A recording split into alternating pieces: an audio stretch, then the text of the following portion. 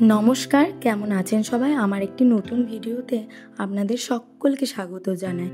ঘড়িতে এখন 8:30 মতো বাজে। সকালে আজ বৃহস্পতিবার, তো সকাল সকাল স্নান সেরে নিয়েছি।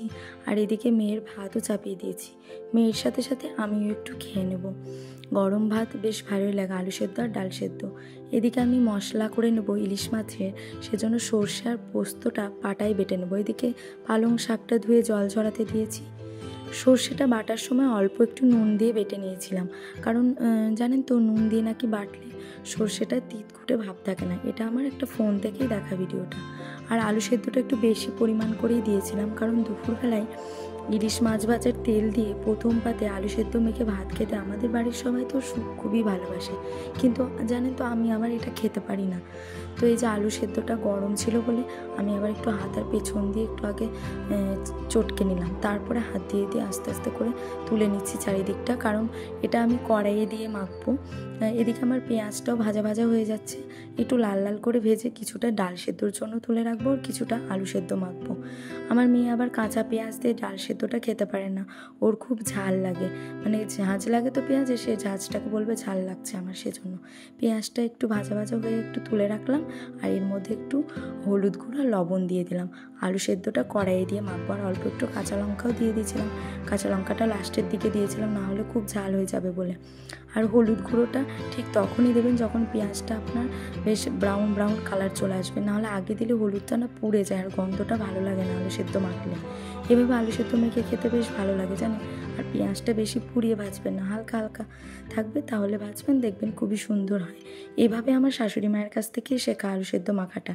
এভাবে কড়াই নাড়াচাড়া করব, যখন তেলটা গায়ে আলুর গায়ে চুকচুকে হবে, লেগে যাবে, মানে কড়াই আর লাগা লাগা ভাব হবে আলুটা, তখন জানবেন যে আলু সেদ্ধ মাখাটা পুরোপুরি আপনার হয়ে গেছে। দেখুন আলু সেদ্ধ মাখাটা কি সুন্দর হয়েছে, ভারী সুন্দর লাগছে দেখতে, গায়ে তেল তেলে ভাব হয়ে আছে না, বেশ ভালো লাগে আলু সেদ্ধ মাখাটা দিয়ে ভাত খেতে। আর আমাদের বাড়ির সবাই খুবই ভালোবাসে, ইলিশ মাছ হলে আলু সেদ্ধ মাখা লাগবেই। আর এই দেখুন মেয়ের জন্য একটা ডিম ভেজে নিচ্ছি।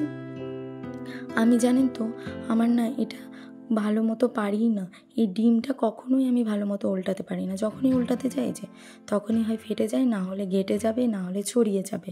আমি তাওয়াতেও ভালো পারি না, কড়াইয়েও খুব একটা ভালো পারি না। আগে তো একদমই পারতাম না, এখন তাও কিছুটা হলেও আয়ত্তে এসেছে।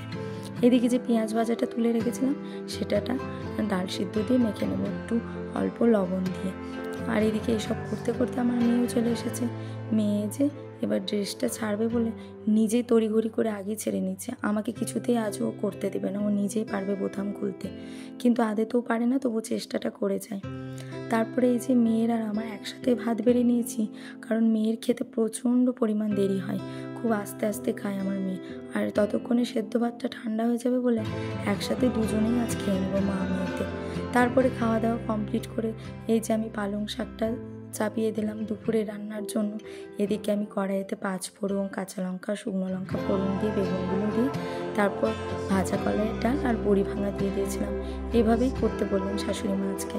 আর পালং শাকটা ভাজা কলাইয়ের ডাল দিয়েও খেতে যেমন ভালো লাগে, মুগের ডাল দিয়েও ভালো লাগে। আর পালং শাকটা আমি নিরামিষ করেই করেছিলাম আজকে। এর মধ্যে দিয়ে দিয়েছিলাম আদা বাটা, পরিমাণ মতো নুন, তারপরে মিষ্টি আর হলুদ গুঁড়ো দিয়ে দিয়েছিলাম। তারপর ঢাকা দিয়ে ভালো করে নাড়াচাড়া করে নামিয়ে নিয়েছিলাম। নিরামিষভাবে শাকটা খেতে আমাদের বাড়ির সকলেই খুব ভালোবাসে, আর পালং শাকটা আমার শ্বশুরমশাইয়ের আবার খুব প্রিয়। তারপরে এই যে ইলিশ মাছগুলো দেখুন বেশ ভালো, ইলিশ মাছটাই ডিম হালকা হালকা মতো পড়েছিল, রিং পিসগুলো। আর এদিকে কাটাকুটিগুলো মা রেখে দিয়েছে, পরের দিন পুঁই শাক দিয়ে রান্না করে খাবে। আর এদিকে তেলটাও ছিল। আর ইলিশ মাছের এই ভেতর থেকে এই ডিমটা দেখুন আবার কেমন ছেড়ে যাচ্ছে, বারবার ছেড়ে ছেড়ে চলে আসছে। আমি তো আবার ছাড়িয়ে রেখে দিলাম আলাদা করে, পরে দেবো বলে। আর এদিকে আরও যে কটা পিস ছিল তার মধ্যে বেশ অল্প অল্প একটু ডিম ছিল, এটা তো বেশ অনেকখানি ডিম আছে রয়েছে দেখুন। আর এই পিসটাও বেশ খুব সুন্দর, সাইজটা ভালোই ছিল ইলিশ মাছটা। আর এদিকে সর্ষেটাকে আমি ছেঁকে নিয়েছিলাম, কারণ ইলিশ মাছটা যদি সর্ষে বাটার ছিলকাগুলো থাকে তাহলে দেখতে জানেন তো ঝোলটা একদমই ভালো লাগে না, পুরো ঠিক থেকে কীরকম লাগে, আবার খেতেও গ্যাস অম্বলটাও বেশি হয়, আর খেতে গেলেও যেন কীরকম লাগে মেখে খেতে গেলে। সেজন্য ছেঁকে ভালো করে পাল্পটা বের করে নিয়ে এই যে ম্যারিনেট করে রেখে দেবো কিছুক্ষণের জন্য। তো ভালো করে মাখিয়ে নিচ্ছি সর্ষেটা, আর এর মধ্যে একটু কাঁচা তেলও ছড়িয়ে দিয়ে খানিকক্ষণ রেখে দেবো। আমি ততক্ষণের মধ্যে এদিকে কাঁটাকুটিগুলো ভেজে নিব, যেগুলো পরের দিন পুঁই শাক দিয়ে হবে সেই কাঁটাগুলো ভেজে নিব। সেই তেলটা দিয়ে মাছটা রান্না করব, বেশ সুন্দর লাগে খেতে জানেন। আর এদিকে একটু হলুদ গুঁড়োটা দিয়ে দিলাম, কারণ মাছে আগে থেকে মাখানো ছিল, সেই পরিমাণ অনুযায়ী আর একটু অ্যাড করে দিলাম এর মধ্যে। আর এই যে এদিকে কাঁটাকুটিগুলো ভেজে নিচ্ছি।